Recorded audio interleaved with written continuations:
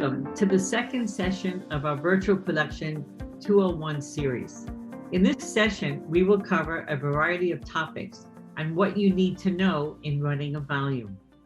I am Susie Zwerman, a visual effects and virtual production producer and member of the SMPTE Rapid Industry Solutions for on-set virtual production. The goal of this video is to give everyone interested in running or participating in setting up a volume a better idea of what to expect, how it will work, and also give them the tools they need to have constructive conversation with others on the project. Today, I am joined by a panel of experts to discuss the most critical information one needs to shoot their first project on an LED volume stage. So let's meet our panelists. Please tell us who you are, the company you represent, a little bit about the types of virtual production projects you have been involved with. In addition, please touch on what kind of services you provide to those virtual productions. And with that, I'd like to start with Gary. Hi, my name is Gary Marshall. I am the Senior Director of Virtual Production at Nant Studios. Nant Studios is a full-service virtual production offering. We opened our first LED volume in El Segundo, California at the start of 2021. And during that time, we have seen a number of projects running the gamut of episodic, feature film, music video, commercial, car commercial, game show. We've been very fortunate in the types of projects that we've been able to attract.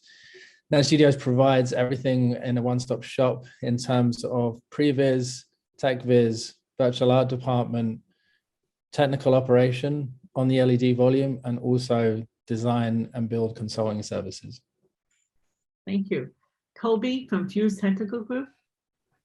Hi guys, my name is Henrique Kobylko. Everybody calls me Koby, as you mentioned. I'm the lead virtual production supervisor and producer at Fuse Technical Group. Fuse is a full service production house. We've always been in the forefront of using LED for advanced lighting and virtual production workflows. One of the many things Fuse does is design, engineer, build, and run LED volumes, including the first one that really paved the way for the virtual production revolution. We now have several large volumes under our belts, and most of the time, the virtual production team is working on large-scale films and episodic work, but we also do commercial work and other kinds of shots. I'm involved in the design and build of the stages, and I'm the lead at the integrating efforts for in-camera VFX. Thank you. And let's now go to Joseph from the CarStage. Hi, Joseph White, virtual production producer and co-founder of the CarStage in Long Island City, Queens, New York. We are a little different in that we are more of an LED wall stage. We craft our environment per the project. We are hyper-focused on vehicles. Our primary clientele is film and television, as well as music videos, commercials. We offer full planning solutions. We can create your content for you. We can help you source your content. We can help you basically from the beginning to the end. We also offer remote solutions, temporary setups on other people's stages. But primarily, we encourage people to come to our facility in Queens. Thank you. So here's the scenario. There is a team looking to shoot their first project on a volume, and your goal is to give them the best advice possible to be successful when they shoot. Being successful means staying within budget and getting the results they hope to achieve. In our previous discussions, there were a few different topics that came up as areas to consider in this scenario, and I would like everyone to share your take on these topics. First, how would the team determine if they should rent an existing stage, do a pop-up, or build? Gary, I'd like to start with you first. Sure. Well, as with most things in life, budget is obviously the significant determining factor. How much money does the production have? what is the timeline in terms of when the desire is to shoot, and what is the nature of the creative? Now, speaking about those three things in a little more detail, obviously using an existing stage, that stage has invested the overhead in the LED panel, which is the significant cost behind shooting on an LED volume. So you would be going there and you would be essentially, dry hiring that or renting that for a day or two. The timelines associated with a pop-up or a permanent build in terms of sourcing equipment and components can be a determining factor, especially post-pandemic. We're seeing long lead times on the components needed. And then the creative is the existing stages in the localities that production is desiring. Are they flexible enough? Are they modular enough to be shaped around the creative, or is there a more bespoke solution that is required? Yes, I agree. Koby, can you sort of explain what a pop-up or a turnkey solution is to a soundstage?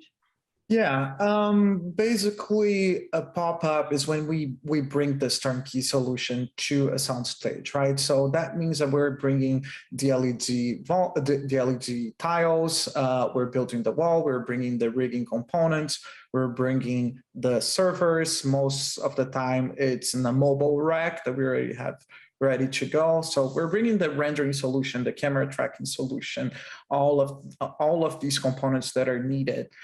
This is a pop-up stage that usually can be considered for a couple of weeks or a couple of months. And then after a year long, I would already consider a permanent install. That usually is like a curved wall or a couple flat walls, something that is a little bit more easier to set up than a full LED volume with LED ceiling. So that would be a pop-up. We do a lot of those a lot of times. And one of the things that I would mention to this is that I totally agree with Gary that the most cost-effective way is to go to a stage that it's ready to go. But there's only so many of those, right? And we're all really busy right now. So it's that might not fit with a production schedule.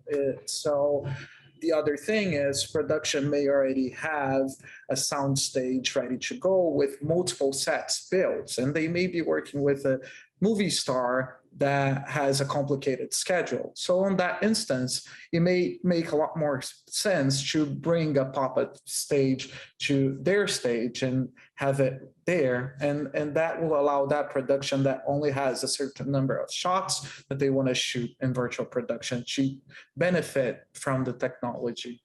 And I guess the last thing I will say is, like, building a permanent stage can be extremely profitable if you have lots of things lined up to shoot in, or if you're shooting a long-term project. Even a year long is already considered a long-term project.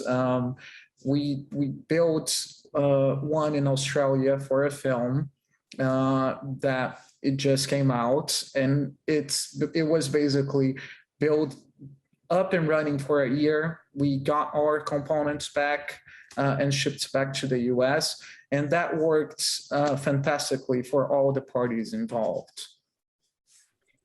So Joseph, if you're building a pop-up or a permanent stage, what decisions will have to be made and what teams would be involved?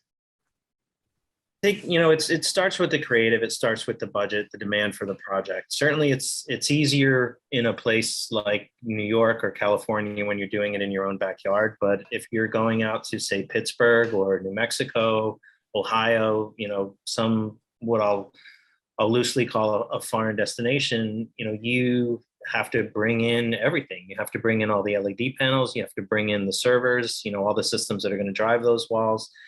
The content that you're creating, you're going to need LED techs, which, there's a lot of LED techs in New York and Los Angeles, not so much in Ohio or Austin. I mean, there are people, who do have this experience, but maybe not to the degree of building a very large scale LED wall. Another thing to consider is what kind of support do you need? Is it a ground supported wall, or is it a ceiling supported wall? And the bigger it gets, the more it needs. When you're in a place like New York, where they build buildings, for rough winters, you have a lot more steel in that ceiling that's going to be able to accommodate this. But, when you go to California, there's a lot of ceilings that are made out of wood, and that can tend to drive the decision. I mean, it's also the cold, hard reality of there aren't a lot of stages available anywhere in the world right now. So, you kind of have to work with what you got. I mean, we just did one where we had to pull heaters out of the ceiling so we could roll walls around. Yeah, it's a great point about some of those factors that you might not necessarily consider around, I started in visual effects 22, 23 years ago, wanting to create beautiful images. Little did I know, 22 years later, I'd be having conversations about cooling requirements and air conditioning and like ceiling loads and that kind of stuff. And it's all of those other components that really drive the decision. And to Joseph's point, our ceiling at our stage in El Segundo wouldn't support the weight of the LED ceiling. So we had to actually permit permanent steel as a structure that went in first into that stage before we could even build the LED wall. Wow. And you'll also address how hardware interacts with each other in terms of cameras? There is, it's a very, very complex system, right? Like people talk about camera tracking, but it goes beyond. So like, as everybody knows, you have a physical camera. That physical camera gets tracked. You get a digital twin of that camera that you have position and rotation data, and you also get the phys data, the focal length, iris, zoom of that lens. All that needs to get tracked. So it then goes into the LED wall. But there's like different kinds of camera tracking systems, and it goes beyond just that. We're talking about the signal chain from the camera, the routing systems, the monitoring systems. We're talking about the rendering systems, which are composed of the render nodes, the operating stations, that usually all will go through a Lightware router, then into a screen management systems like I need to, back to a Lightware router to then be fed into the LED processor that then goes into the LED wall. It's a very, very complex system with redundancies that everything needs to work synchronized. So I would say that there is a lot of information out there. A lot of people can set up these by themselves, but it's probably the easiest way to go about this is looking to the professionals that have been doing this to help you with this hardware integration, because there's a lot that goes into it. And just on that note, I mean, back to our previous question, do you need it? Do you need camera tracking? What's the best, what do you need for your project? We barely use camera tracking. We mostly we mostly work without it, and we mostly work with photoreal imagery as opposed to 3D models, or game engine rendered models. I mean, I love it. It's amazing. But I think it's really important that everyone understand that virtual production means a lot of things. Exactly. It could be a big LED volume. It could be articulating walls. It could be an 80-inch OLED TV. It could be a projector. It really depends on what your need is. I mean, the thing that really was the bell going off for me was the making of Oblivion, when they used projectors and they just surrounded that set and it lit everything and everything started reflecting, and then everyone felt like they were really there. Yeah. And that to me was just like, this is where we go now. That was the beginning of it, that front projection mapping. That was awesome on that show.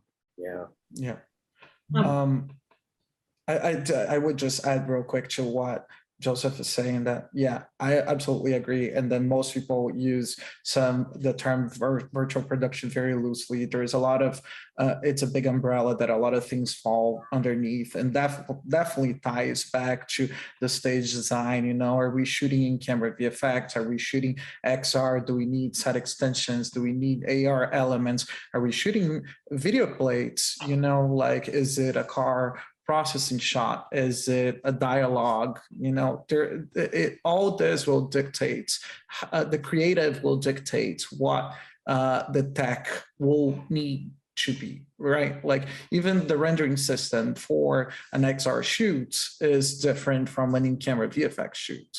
Right. That is different from a car process shoot.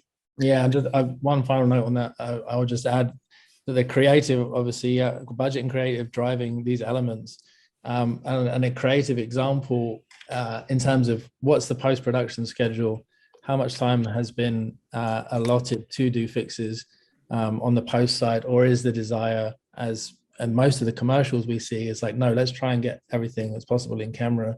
And an example of where that might not be possible is if the creative demands sort of a lot of vertical tilting, kind of high cityscape type environments, where generally you will see a transition point, you know, where the top of the wall meets the ceiling, and, you know, traditionally you would have a gap there for camera tracking or whatnot. So that's just another factor, another consideration of where does that fall in your master schedule, and how much time would you allot for that?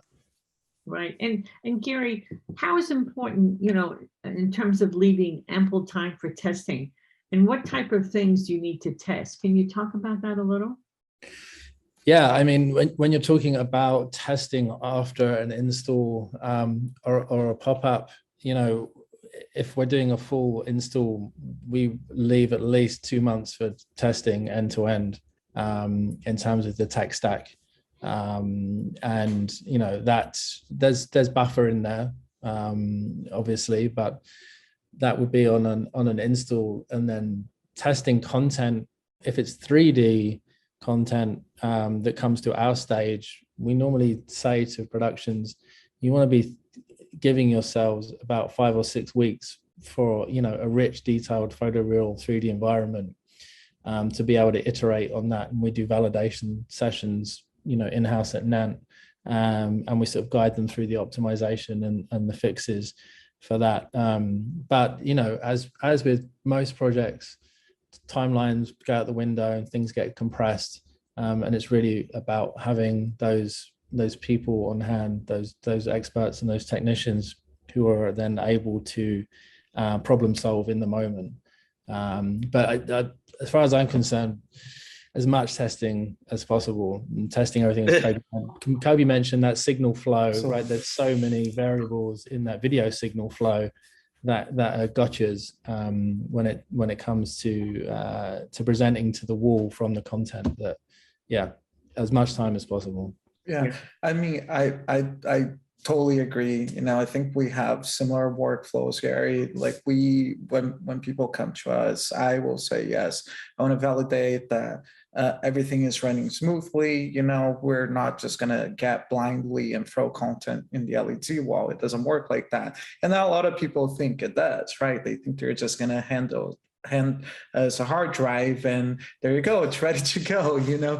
So no, there is a lot of testing involved. We want to make sure that you're hitting your frame rates, that you're hitting your marks, that the creative looks good. There are things that some types of effects that don't quite work on the LED wall as well. So that's important to mention, that some things need to be sometimes changed. You know, some particle effects don't work correctly with depth of field. There are some shaders that are not the best for what we're trying to accomplish. So we try to guide our clients and help them with the content. Sometimes when you're dealing with big VFX studios, you know, that becomes a lot easier, right? Like, we work with we've worked in the past with Weta, that was very, very easy and streamlined. Like, we work with ILM all the time, right? That those types of VFX houses, they know what they're doing. That becomes a lot easier. But right now, in the virtual production revolution where we're sitting, and it is part of the beauty of this, a lot of people can go and create their own content or bring things from the marketplace and create something of pieces here and there. And I think that it's beautiful, you know, like we should be acknowledging the possibility of doing all of this. But yes, getting everything properly tested is key for sure. You know, if I could just add too, testing time is also training time, because they're, you know, having these filmmakers come in and see how it works, see where the strengths are, see where the limits are. I feel like every time, and you guys, you know, probably have similar experiences, there's always a light bulb moment, you know, with the creative team where they suddenly realize like how they can move really fast and really efficiently and get everything that they want. And they suddenly just become completely comfortable in the environment. And there's no shortage of prep, you know, there's no prep time that's wasted. I mean, especially, you know, everything is talking to everything else, and you have to make sure that everything is speaking the language that it needs to speak to the other thing. You know, we often, if we bring a camera in that we haven't seen before, we try our hardest to get it in at least a day early or, you know, we'll settle for an hour to a half-hour pre-call. But it's, you know, there are certain things, there are certain camera companies that they just take to it right away. There are certain camera companies that you actually need to buy adapters in order to sync the cameras to the screens. And, you know, like, you know, recently I had to call Panavision about something and they didn't even have the adapters in North America. So you really want to be ahead of the game when you know what tools you're bringing to the table to work with. Yeah, I think 100%.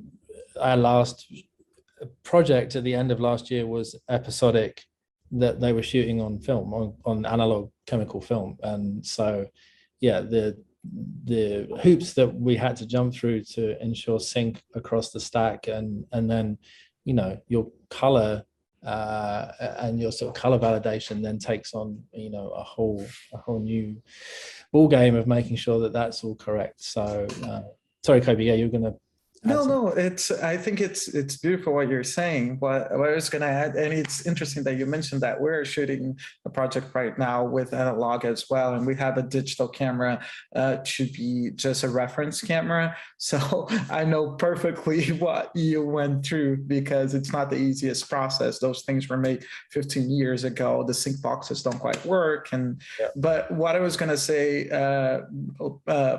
piggyback on what Joseph was saying, is that, yeah, I think it's about the mentality of getting the production to understand that things are happening before they usually happen on a normal shoot for them. Like the camera thing, it's a very important thing, right?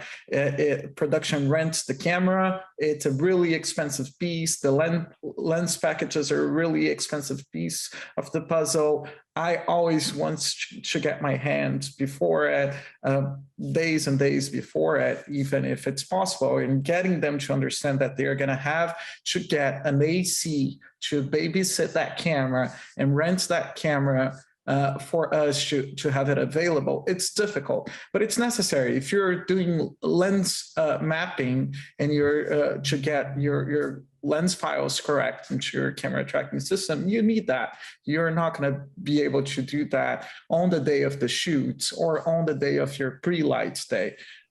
So it's about making sure that all of these things are communicated to production beforehand, and that they understand that those are needs. You know, right now I'm putting these things even in contractual things, because if they don't happen, you are going to fail in the end, right? Like, and nobody is here to fail. Nobody's here to waste production's money. So as long as they know, I think they still have a hard time, but yeah. No, it's an excellent point. It's an excellent point. And we spent a great deal of time actually weaving that into our contractual language. So much so I feel like I could actually pass the bar in California now with the amount of like legalese I now know. But yeah, it's so important communicating that, hey, we need these things early. and we need to get them in, we need to sanitize them, and we need to calibrate. Otherwise, your final result will be compromised. Yes, and you also hear a lot that there's a lot of LED stages being built all over in the US and all over the world, but there's not enough labor force. So can you tell us a little bit about what type of teams you will need to hire and what skill set they will need to learn to make up this labor force? Yeah, I guess I can start, right? Like there is a lot of different people involved. We work together with electrics, riggers, with a lot of other components that go into all of this. But when it pertains specifically to virtual production, we are talking about video engineers, LED technicians, LED engineers or leads. You're talking about color pipeline supervisor, virtual production supervisor, real-time artists, engineers, networking engineers. So there's a lot of people that go into this. I would say that if somebody is interested into this, like you need to go on a step-by-step basis. I saw the other day an image that it was a little ladder, and the first step was graphic design, and the last was virtual production. And somebody was just stepping through right to the last step. But yeah, it's trying to understand video engineering components, the gear, how this all works, and then real-time content, right? It's hard to just jump straight into Unreal Engine without knowing like 3D modeling and mapping and lighting. So I think like there is space for engineers, there's space for artists, and there's space for technicians. And it's just trying to find the niche that you want to go into. Right, guys? I don't know if you would. Yeah. No, I agree with all of that. Yeah, if you're taking it from right at the inception, imagine you're doing a pop-up or an install build, and you wouldn't have the luxury of hiring Koby's team, for instance, or going to Joseph's stage. You're talking about architects, you're talking about mechanical, electrical engineering, IT, networking infrastructure, to think about all those things that I mentioned before in terms of, if you're not going into a purpose-built soundstage, how much power is there going in? If you're building a large-scale LED volume, your power consumption is going to be significant. And then what power have you then, is left available to production that are coming in with all of their things? And then as you go through install, as the guys mentioned, LED techs, riggers, networking engineering, people testing content, and then really skilled production people. Okay, let's not forget that, of project managing and keeping everything on schedule and in budget, and then technical operations, motion capture. Yes, there's definitely a discrete line between 2D content playback, which we do as well on our stage, and 3D camera tracked, but having people that are experts in motion capture, for example, and knowing how, if production art departments are going to be building very big set pieces, how will that occlude some of the flavors of motion capture systems that are on the market? So there's just so many components. The good news is that I think there's an amazing opportunity in the landscape for people coming from all different disciplines to kind of get in on this virtual production thing, because it does demand some real wide-ranging skill sets. Yes, there's a huge labor force that has to be created. And I would just quickly add that, and there is a lot of people that are focusing on training right now. So if you're watching this and you're interested, you're going to be able to find the resources that you need to get into all of this. It's just a lot of work. Right. So. And I one last thing I'd like to throw in on it too is I think it's important to keep it simple. Don't.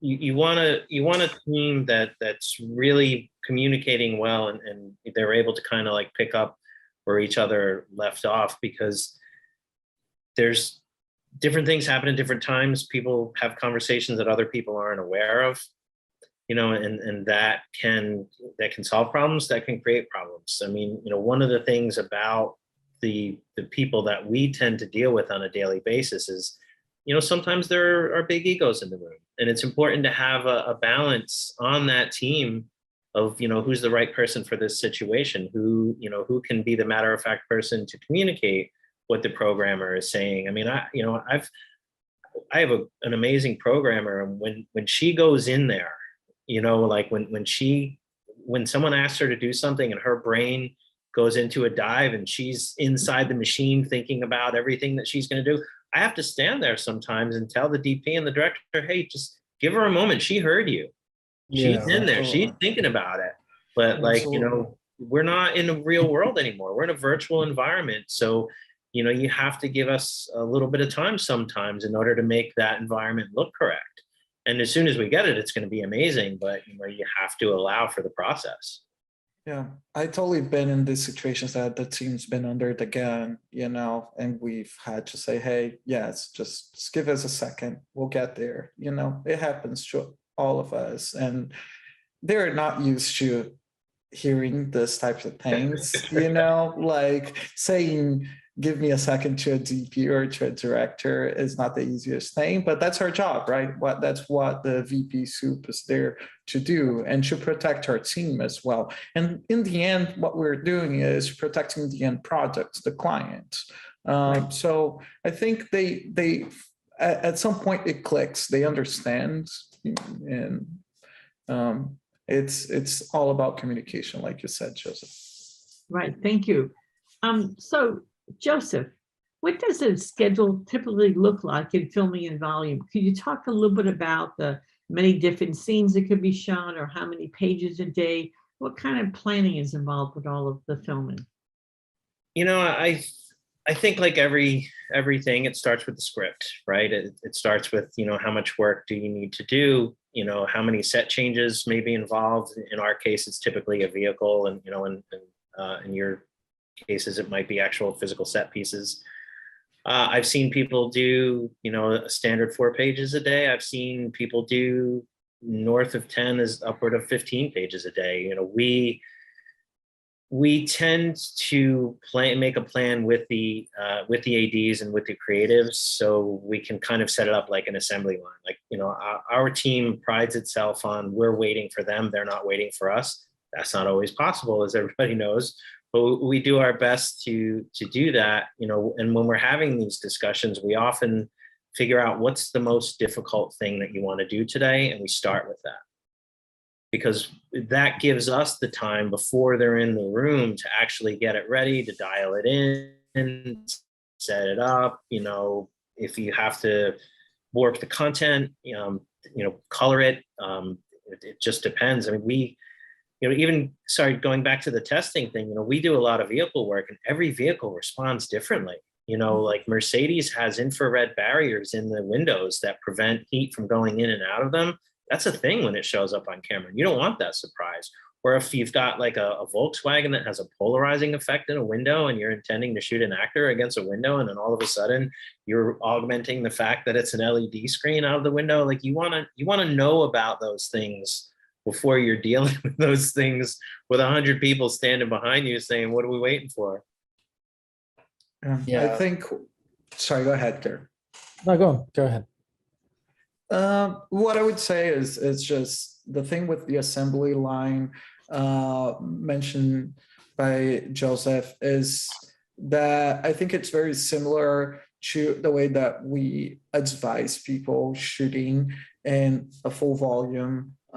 Basically, is to group your shots as well and try to shoot everything that it's on a single environment on that group, because whatever it takes the most time is definitely changing the scenic pieces around the scenery, the art department, right? Like, if you are trying to change everything in a single day, you may be able to shoot a lot less content, a lot less pages. But if you're grouping all your shots per environment, you're probably going to be able to shoot a lot of scenes that take place on the same environment.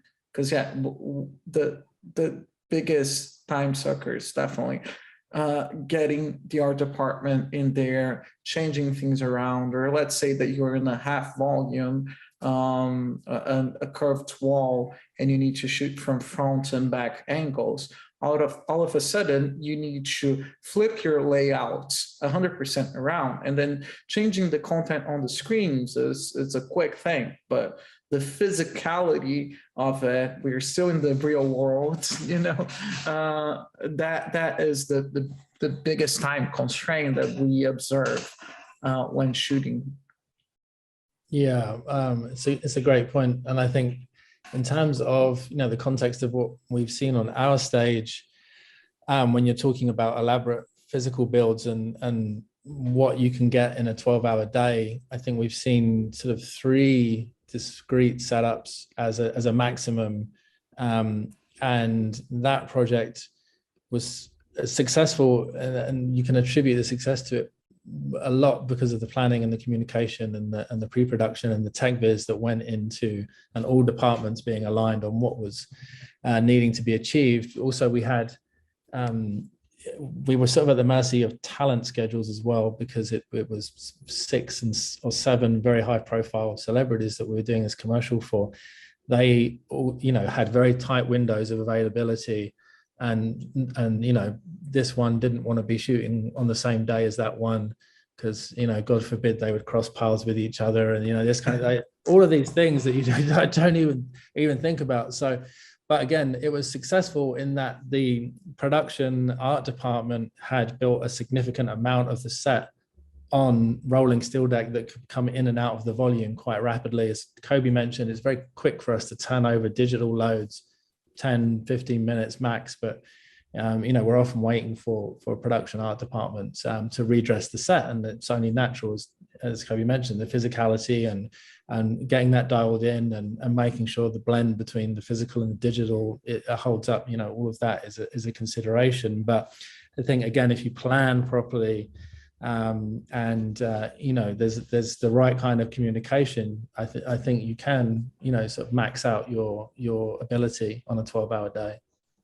Great. One more thing that I wanted to quickly add, since we're talking about planning and shooting schedule, is the pre-lights day. Basically, it's very, very important for us for every type of shot that you have. For every day of shooting, you're probably going to have a pre-lights day.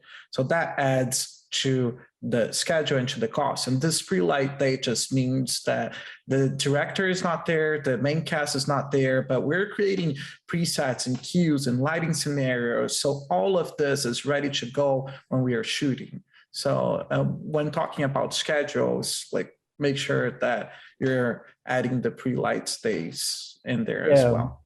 Yeah, and the art prep day, I think I would, you know, so for the average kind of mid-range commercial that we shoot on our stage, there's 1 or 2 prep or art days. Then there's the pre-light, of which we can't stress the importance of that enough. That's a great point. And then maybe 2 or 3 shoot days and a wrap day, depending on the scope again. But and then for our team, we are normally there at least 2 hours before crew call to calibrate the system, get everything up and running, and you know, so plenty of coffee on hand needed.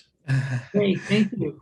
So we are nearly at the end of our webinar, and I'd like to get some final thoughts from each one of you. What are the most important lessons you have learned from running an LED volume shoot? Can you please summarize the one thing you would like to share with our audience?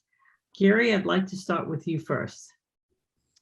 Yeah, I think, you know, it's been a theme of this discussion, but you know, having all departments aligned on a vision is critical and crucial to the success of a project, and planning. Not all creative and not all shots will obviously lend themselves to this workflow, and sort of being open-minded about, you know, what is and what is not going to work, I think is also a part of the process. But having, like I said, having all departments aligned and having some sort of standards, best practices and alignment. Color is a big thing that we see where content can fall down because of the fact that it might not be coming from a seasoned visual effects CG vendor, which is fine and that's great and it should be encouraged, but certain aspects of now we're in this remote working paradigm and that doesn't look like that's going to end soon. So traditionally people would be in the studio and it would be a bit more standardized and sanitized in terms of what computer equipment people were on, what people were looking at images on calibrated monitors and whatnot. Now we can see people in far-flung corners of the globe creating content on maybe non-optimized devices, and then we receive it and then it enters into a sanitized production environment, and there can be confusion as to why things are not looking like they were when it was authored, and just kind of being on the same page about how content is moving through the pipeline. Again, it's all about planning and communication, really.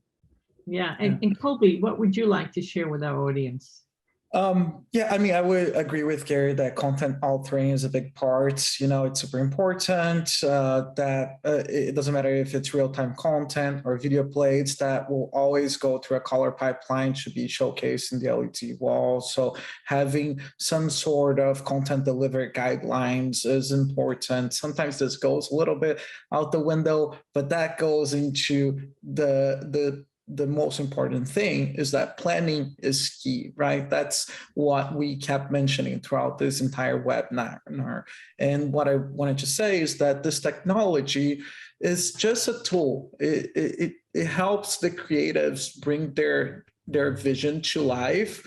So that's why the planning is so important. But at the same time, there's more room for experiments with all of this. These happy accidents, they happen all the time, which ultimately can result in like a better final product. And then the last but not least, I would like to mention the energy on set. Like the technology really brings a feeling of excitement for most people that are on sets. And that's not what happens 100% of the time on a film set. Sometimes like the energy is not high up, people are running around. I feel like when we are shooting this, everybody is so excited to see the project and everybody's working towards the same goal, that the energy is just amazing. Like one of the examples is the actors, right? They look around and they're constantly amazed on how they are able to see the environment around them and how they can react and act better. So yeah, I think those are my 2 cents about all of this. And would you say you're probably getting better performances from the actors? Yeah, absolutely. Absolutely. And Joseph, yeah, you want to share your comments, or you like to share with the audience? Those are great answers. I love it because I preach it, I live it. Everything that you said, there is no shortage of testing, of planning, of communication that is ever wasted. I mean, it is so important.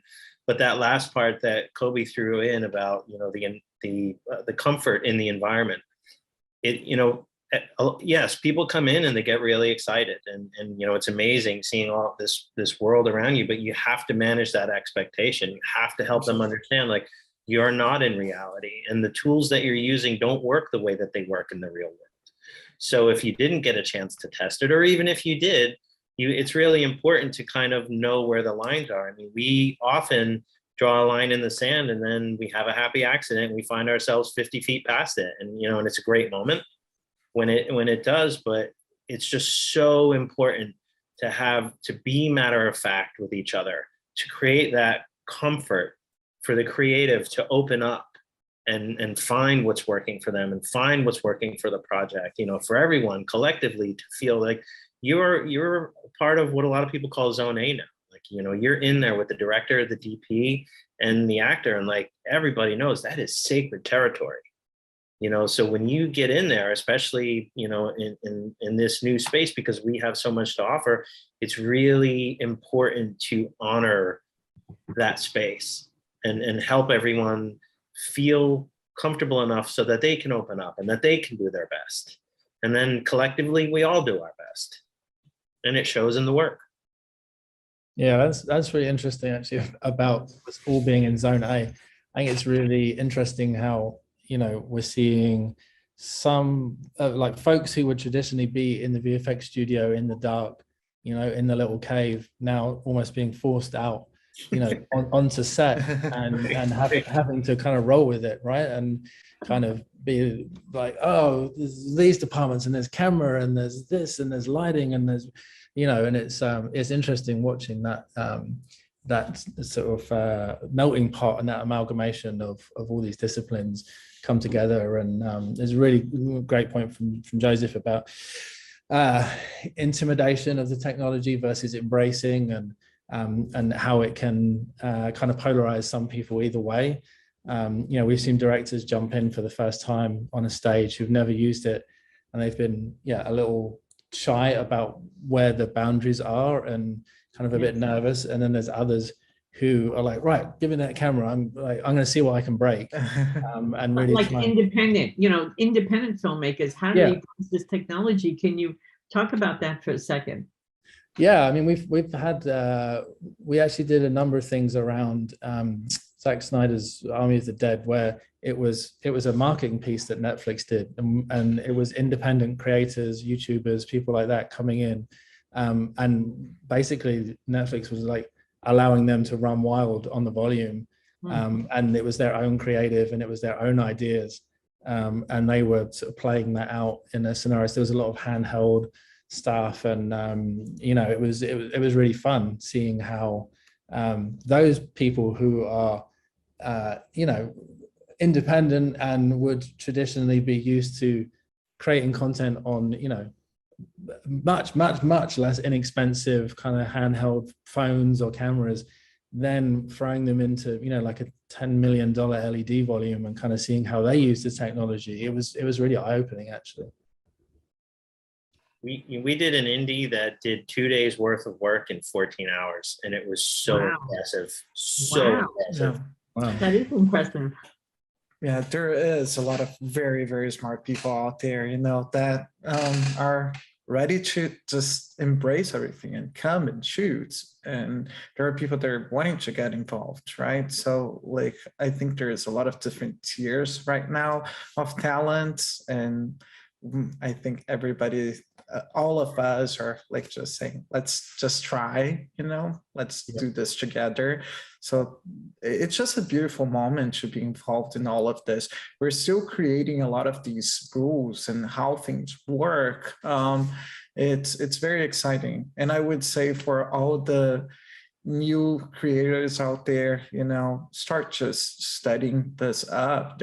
Start with indie stuff, start with a green screen, get your camera tracking system with a Vive. There is low entry points for people to start testing things out at home. You can do stuff like a virtual camera with your iPads, right? So as long as you're trying to get into an end goal, I think that's the important thing. Get like a point A to point B of where you are and where you want to get in a project, and then see what you have available to do it. Right. Yeah, it's no longer just the dominion of your Disney Lucasfilm. This is being democratized across the board for everyone. Thanks to folks like these gents on the call and what we're trying to do at Nant Studios. It's as Koby says, you can do this. You can grab two 50-inch TVs and a Vive puck and an Unreal Engine build on a PC, gaming PC, and you can start getting into this and start learning what's at the backbone of this technology. Great. And that is all we have time for today. First, I would like to thank our panelists for sharing your experiences. And most importantly, I would like to thank all of you who listened to this panel. You are the future of virtual production, and we can't wait to see what you create. Thank you all. Thank you, guys. Thanks, Thank you. everyone. Thank Good you. luck, everybody. Bye. Thanks.